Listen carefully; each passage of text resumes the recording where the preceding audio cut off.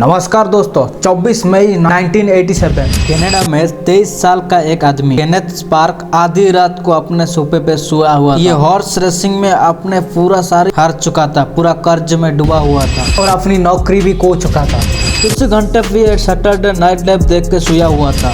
अगले दिन उसका प्लान था सुबह उठ के उनका इन-लॉज का पास जाएगा उससे पैसों की मदद मांगने के लिए। लेकिन सुबह होने के पहले रात को 1:30 बजे अचानक से यह अपनी सोफे से उठकर गाड़ी में बैठ जाता है।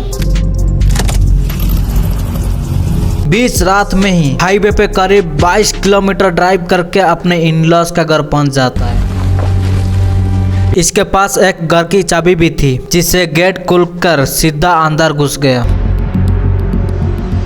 यहाँ अपनी मदर इन लॉ की हत्या कर देती और फादर इन लॉ को सीवियरली इंजर कर देता है। इतना भी नहीं, ये खून में सना हुआ स्टेज में पुलिस स्टेशन पहुंच जाता है और सीधा जाके पुलिस को कह देता है अभी अभी मैं 2 मर्डर करके आया है। इसके हाथों के गहरे घाव थे लेकिन दर्द नहीं होता था। एम्बुलेंस से हॉस्पिटल जाते वक्त इसे अपन मर्डर वेपन चाकू कहाँ रखा था ये भी बता दिया।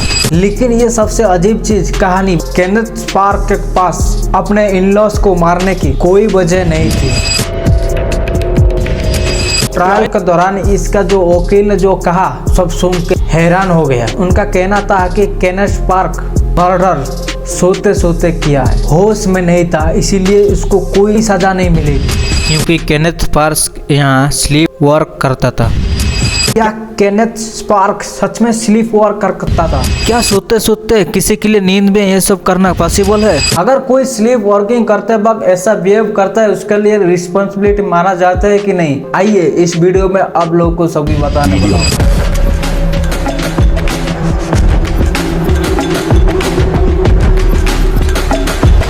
असल में बात क्या है दोस्तों, इंसान को नींद में मोटे मोटे स्लीप वॉकिंग को मेडिकल में कहा जाता है सोमनाम्बुलिज्म कहा जाता है। ये एक प्रकार का स्लीप डिसऑर्डर है, नॉन रेम स्लीप का दौरान होता है। असल में बात क्या है दोस्तों, इंसान में मोटे मोटे तौर पर 2 हिस्सों में बांट किया जाता है। जैसे कि होती है रैपिड आई मूवमेंट स्लीप, उसको कहा जाता है रेम स्लीप। दूसरी होती है non rapid eye movement sleep, N REM कहा जाता है। जैसा कि इन नामों में आप लोग समझ सकते हो, जब हम रेम स्लीप में सो जाते हो तब हमारा रैपिडली मूवमेंट कर देती है, आँख बंद होता है, लेकिन फिर भी उधर उधर। एन रेम स्लीप में ऐसा नहीं होता है। तो हम सबसे पहले सोने जाते हो रात में, हम एन रेम स्लीप पे एंटर कर देते हैं। एन रेम स्लीप की अपने आप अलग अलग स्टेजेस होता है। पहली स्टेज में हमको हल्की हल्की नींद लगती, किसी आवाज एक्सटर्नल एक्टिविटी रिएक्ट करने के लिए एबिलिटी कम हो जाता है। फिर ये धीरे धीरे नींद बहुत गहरी होता है। एन रेम की स्टेज 3 बहुत ज्यादा गहरी होती है। इस स्टेज में इंसान को जगाना बहुत ज्यादा मुश्किल होता है और जगा भी दिया ये कंफ्यूजन डिसओरियन का फील करने लगता है।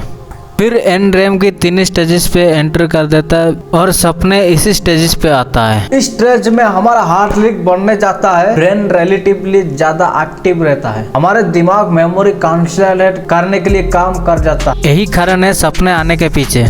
वैसे सपने आने का अपने आप कम टॉपिक है, लेकिन स्लीप वॉकिंग के बारे में डिस्कस करेंगे।